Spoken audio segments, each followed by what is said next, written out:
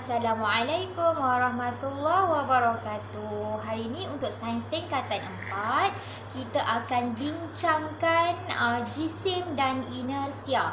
Boleh buka buku teks tingkatan 4, muka surat 246.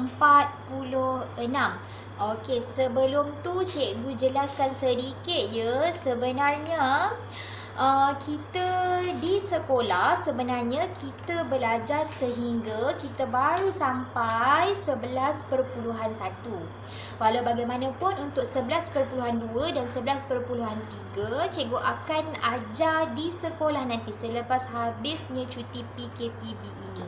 Kerana yang itu lebih sesuai untuk kita belajar secara face to face. Okey, yang ini kembali kepada apa yang cikgu nak kongsikan pada hari ini, iaitu berkenaan jisim dan inersia. Boleh buka buku teks muka surat 246. Okey, mula-mula kita nak berkenalan dengan istilah jisim. Dia sebenarnya bukan berkenalan, lebih kepada refresh dan perbincangan sahaja kerana anda memang dah kenal dah dengan istilah jisim. Okey, biasanya orang akan tanya, berapa berat badan kau? Macam tu kan. Tapi sebenarnya itu bukan berat badan, tapi itu adalah jisim. 40 kg, 50 kg, semua tu adalah jisim sebenarnya. Okey, kemudian inersia ni sebenarnya apa? Kalau anda lihat dekat buku teks, maksud di situ inersia ialah sifat semula jadi sesuatu objek yang cenderung menentang sebarang perubahan keadaan asal objek dalam keadaan pegun atau sedang bergerak.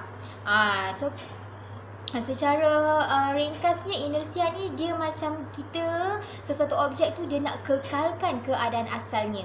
Kalau asalnya dia bergerak, tiba-tiba berhenti, dia nak kekalkan keadaan bergerak tu. So dia akan jadi macam berubah lah. Apa yang berubah? Kita tengok contoh. Okay, cikgu bagi beberapa situasi untuk memahami konsep inersia. Contohnya, okey, contohnya kan, anda pernah naik bas ataupun anda pernah naik kereta api ke, naik kereta ke. Okey, waktu anda kereta tu tengah bergerak, okey, badan anda pun mestilah ikut bergerak dalam kereta tu kan. Tapi kalau tiba-tiba pemandu tu break, apa yang berlaku? Apa jadi dengan badan anda? Badan anda akan ikut ke depan. Kenapa? Sebab asalnya badan kita ni bergerak ke hadapan. Bila kenderaan itu tiba-tiba nak berhenti, badan kita ni seolah-olah menentang perubahan yang daripada bergerak kepada berhenti tadi. Jadi badan kita ni ke depan. Sebab badan kita ni dia tak nak ikut macam berhenti tu tadi. Dia nak menentang, dia nak asal, dia nak bergerak, dia menentang perubahan yang asal tu. Okay, sama juga macam kalau awak membonceng kawan awak naik motor dekat traffic light tengah berhenti ni. Tiba-tiba kawan awak traffic lampu hijau, dia masuk minyak, awak ke belakang. Kenapa jadi tiba-tiba ke belakang? Sebab badan awak ni nak menentang perubahan daripada berhenti pada bergerak. Dia nak kekalkan yang berhenti tu tadi, jadi badan awak akan ke belakang. Itu contohnya. Okey, kalau anda tengok dekat buku teks, dia bagi dua contoh. Contoh macam kalau duit shilling, kita letakkan dekat atas cardboard, letakkan pula dekat atas gelas.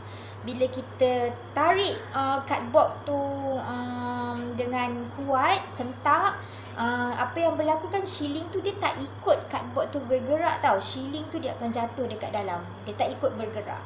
Sebab dia nak kekalkan kedudukan asal dia. Dia tak nak berubah. Macam tu. Satu lagi contoh dia bagi tadi, satu lagi dekat darjah 11.28 tu, macam cikgu cakap tadi lah, dekat dalam kereta api ke komuter ke kan, bila break badan dia akan jadi ke depan. Okey, tengok muka surat 247, hubungan antara jisim dengan inersia. Okey, anda pernah bawa troli dekat pasaraya?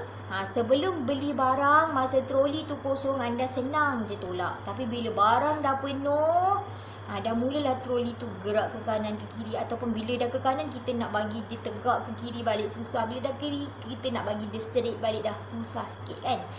Ini pun sebenarnya salah satu contoh inersia juga.